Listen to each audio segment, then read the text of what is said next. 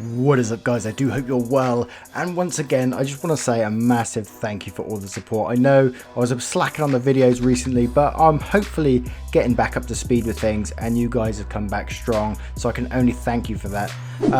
If you do want to help me in any other way, you can share on your social medias. That is always really helpful, but other than that, your love and support is all I need, so thank you very much. And with that being said, let's get started. This is a story from Mrs. T 9218, entitled "Mother Attacks Me in a Public Restroom Because She Didn't Believe My Invisible Disease."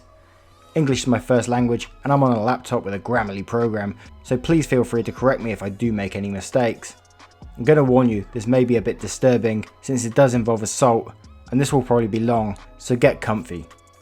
Quick health lesson: I have Crohn's disease. For those who don't know, Crohn's is a chronic inflammatory bowel disease that affects the lining of the digestive tract, where it goes from mouth to the anus. Crohn's disease may affect as many as 780,000 Americans.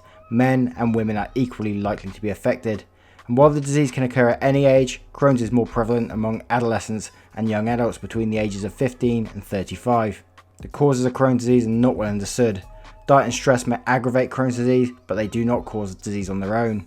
Recent research suggests hereditary genetics and or environmental factors contribute to the development of Crohn's disease. The GI tract normally contains harmless bacteria, many of which aid in digestion. The immune system usually attacks and kills foreign invaders such as bacteria, viruses, fungi, and other microorganisms. Under normal circumstances, the harmless bacteria in the intestines are protected from such an attack. In people with Crohn's or other IBD, these bacteria are mistaken for harmful invaders, and the immune system mounts a response. Cells travel out of the blood to the intestines and produce inflammation, a normal immune system response. However, the inflammation does not subside, leading to chronic inflammation, ulceration, thickening of the intestine walls, and eventually causing patient symptoms. Thank you for the Crohn's Colitis Foundation for the clear information to help me teach everyone about my disease.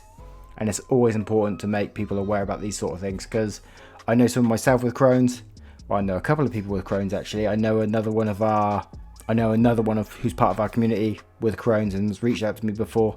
So yeah, I was diagnosed at the very beginning of 2013. I was 19 then with a severe case, and for almost 9 months after was on an antibiotic cocktail that kept me on bed rest and dropped my weight from 120 pounds to 90 pounds.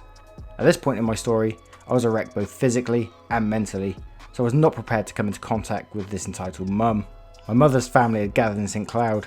My family lives in Montana, but we travelled for the occasion to celebrate my grandfather's birthday, because around the time I was diagnosed, his wife, my grandmother, passed away in hospital, and this would be his first birthday without her.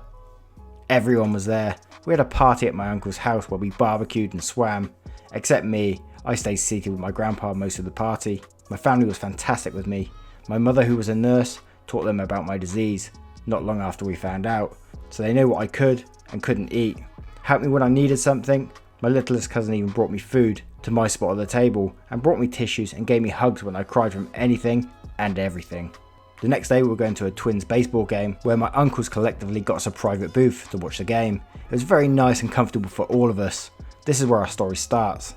Now, as Crohn's affects the digestive system, I of course had to use the bathroom frequently because of the disease and the medications I was on. These same medications didn't allow me to absorb nutrients from the food I did eat, which from time to time would cause me to be lightheaded or downright faint.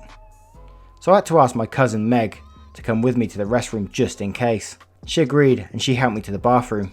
Being a baseball game, there was of course a small line, and at this point, even though I know how I had every right to use the accessible handicap bathrooms, I didn't want to take it away from someone who really needed it.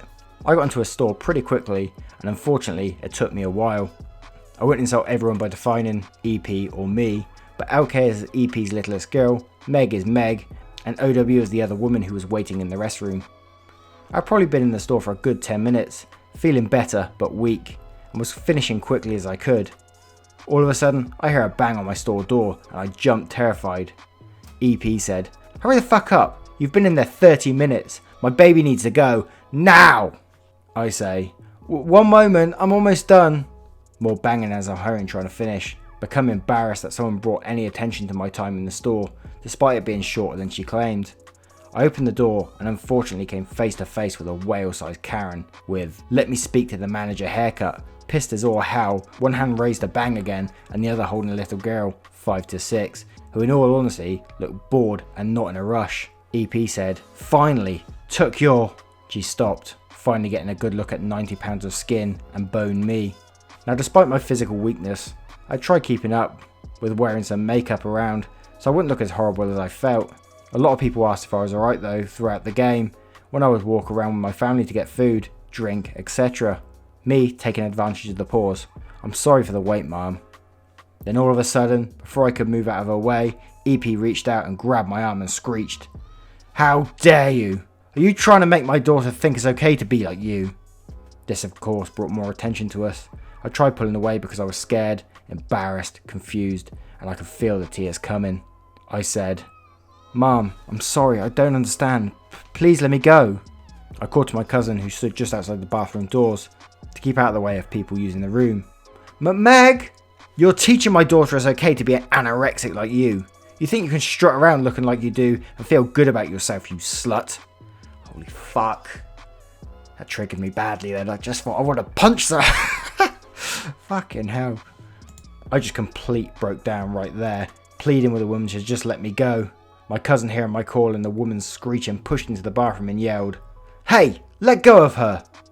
EP said, "Not until she apologised for teaching my daughter it's okay to be anorexic." The daughter was crying, but I think that was mainly all the yelling coming from her mother. "Look, you two have made her upset." Meg having enough because she saw how scared I was. "She's not anorexic, you cow. She has Crohn's disease. She's sick." EP looks at my cousin like she slapped their child and gets red, gripping my arm tighter. "How dare you lie to me? She's obviously anorexic and has made up some disease to cover it up and get attention." Meg said, "It is a real disease. She's on medicine for it, but they cause her to lose weight along with her disease. Now let go of her." Meg reaches and pulls me away from EP, making sure I was okay. But I fall to my knees sobbing. EP says, "Look at her. How pathetic. I should get staff to remove you both from the building for promoting anorexia and pushing a fake disease." At this point, a couple of women were staring, and a few knelt next to me to make sure I was alright, ignoring the EP, which seemed to set her off more. EP says, "You idiots are falling for her lies." Other woman, who was waiting to use the restroom with 2 little boys, both came over with her to make sure I was okay. "Lady, either shut up, leave those girls alone, and use the damn stall, or get out." And EP, seeing she was not getting any support, scoffed and dragged her still crying daughter out the restroom, calling out she was going to get staff to throw us out. After I'd used up my strength crying through all this, I couldn't help but be broken down by her words. I don't remember much afterwards, but later on, my cousin told me that a woman helped her get me up on my feet, made sure I washed my hands and face, because public bathrooms are gross, and offered to walk with us back to our booth, which my cousin took her offer up to the door, then brought me inside. My mother knew right off that something had happened. My face was chalk pale and eyes were red. I had a sizable bruise on my arm, and the time we were gone was longer than usual. After I was laid on the couch, my head on one of my aunt's laps to rest, my cousin told my mum what happened. My mother, she was pissed. She went into her mama bear mode and called the office attached to the stadium we were in to complain about the harassment I had gone through. Though because of the size of the stadium, I don't know if there was ever any way of finding that EP, and no employees were coming around looking for me to throw me and my cousin out like she had threatened. Now thankfully, this didn't affect my grandfather's birthday because he was already worried over me from the disease itself and was just glad to have me there with him.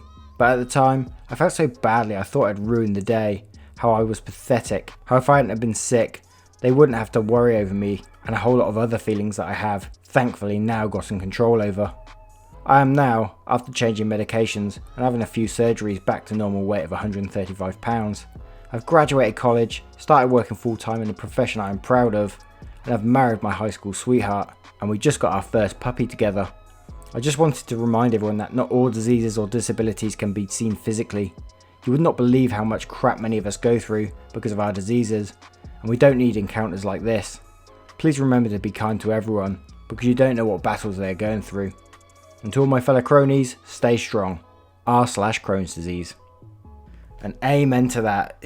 As I said, I know someone in our family who's going through Crohn's, and They was going for it for like at least 5 years previously. So I think it was like 5 years, and then on the 3rd year into it, they was diagnosed with actual Crohn's, and they've gone through all sorts of experimental medication to try new things, and it just wasn't working.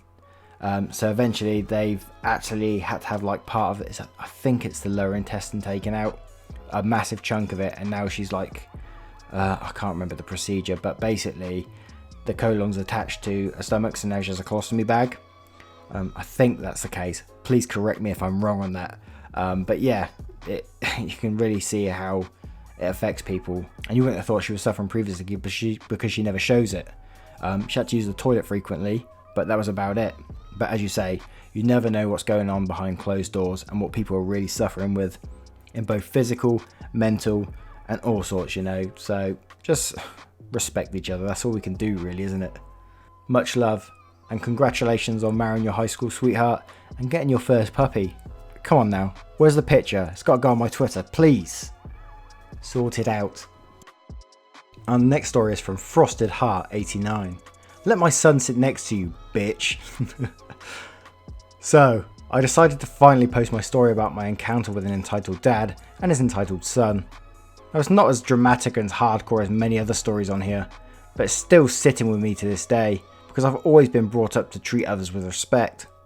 A little background: this happened when I was about 16 or 17 years old. I have Asperger's syndrome, a form of autism, and connected to that, I also suffer from social anxiety, severe depression, and paranoia.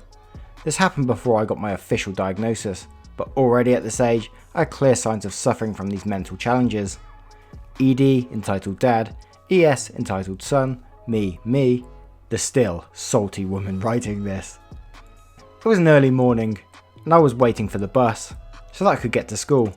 I was in something along the lines of high school, but it's called something different where I'm from, as I'm from Scandinavia, and the school system is a little different here. It was a tough time for me. I was always dressed in black, I was scared of people, and preferred to be left alone.